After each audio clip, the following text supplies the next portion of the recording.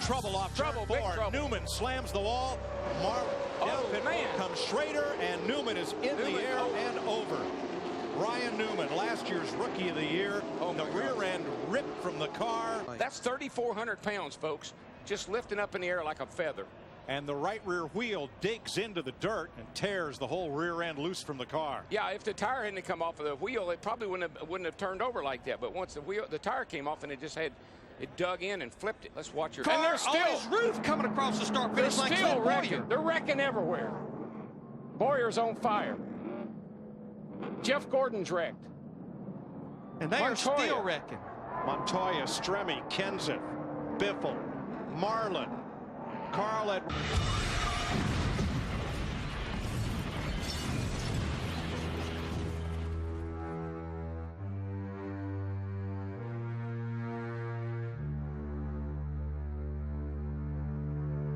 Yellow car take a wild ride here.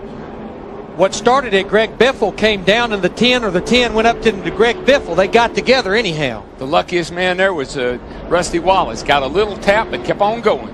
Now watch Wimmer. Over once, twice, 3 on his nose. Top that you can remember what happened. I think Scott Wimmer will remember this one for a long time. Pit stops. Into the back of Ward Burton, I believe. And then Burton's 22 got into Stewart. And everybody scrambles. that car is taking a whale of a ride, that 20 car is. It's getting hit, it's upside down, it's hit on its roof, it's on fire. And Tony Stewart goes for one of the wildest rides in recent memory of Daytona.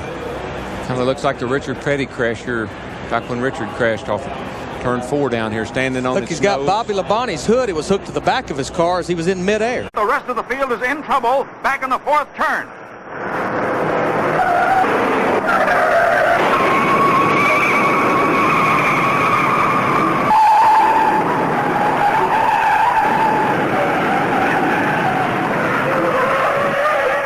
The most fantastic pileup in auto racing history takes 37 cars out of the race. Some drivers free themselves from the wrecked car. And it looked like it might have been tagged by the car number 73 of Phil Barkdahl. And you can see Petty's car just cramming and turning over up against the wall, and other cars coming in. There's Barkdahl hitting him as he came by, and the Eddie Beerswall car hitting one of the tires that came off the car. From another angle. That looks like the crash at Darlington years ago, Ned. Fortunately, it was staying on the nose of the car for so long, Ken, so it didn't look like it was really taking hard bounces down onto the pavement. And it dispels some of the energy. You must remind the viewers that these cars are built to a slide, and he hits the apron. The car starts a slow, lazy side-over-side roll. It looks like it's not too bad at this point, but then as it proceeds down the track, it starts to snap roll and tumble over and over and over again. Wheels and other parts fly off the car, and this is one of the reasons why the side glass window has been taken out and the mesh replaced, because the glass does not get on the track. There, a big piece of the car is over. Notice that the roll cage is doing its job. The top has not come down on the driver. The body... Introduceert. En dat opstijgen van die auto's, die wind die eronder komt, dat zien we niet meer. Hier gaan we richting betonnen muur en dan terug de baan op een levensgevaarlijke situatie. Auto is vernietigd, maar ziet er maar eens omheen te komen met 300 op de klok.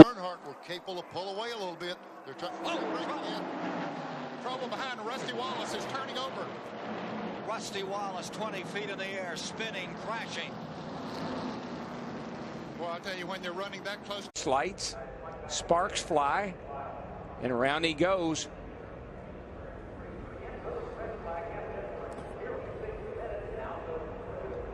Here's a different angle. See the safety trucks up top? Wow. I mean, it just exploded. When it hit it, it just exploded. And he was traveling at a high rate of speed, trying to catch back up at the field. Back of the field.